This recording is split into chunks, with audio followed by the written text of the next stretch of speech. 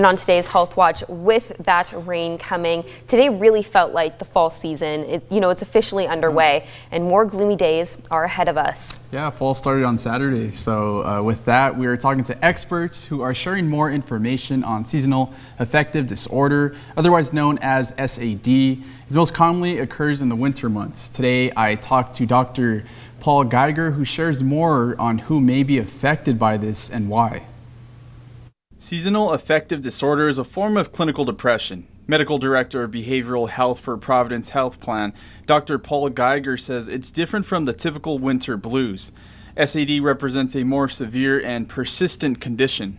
Some research shows that, as high as 20 to 30% of people will report some kind of negative effect of the winter. In regions with higher northern latitudes, such as Alaska, it can affect up to 10% of the population.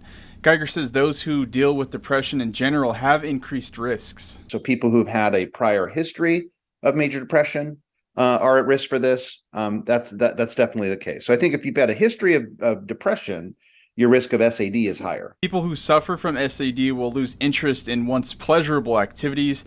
They can have a change in appetite, sleep disturbances, negative self-perception, and have suicidal thoughts. Extreme to the point that people can even have suicidal thinking or thoughts about, they'd be better off not being alive. These symptoms should persist for at least 2 weeks to meet the criteria for major depressive disorder, and they typically last longer. If it gets to the point where folks are impacted at work, at home, they're not functioning normally, we consider that serious. Dr. Geiger says if you experience these symptoms this fall, you should reach out to your health provider for care.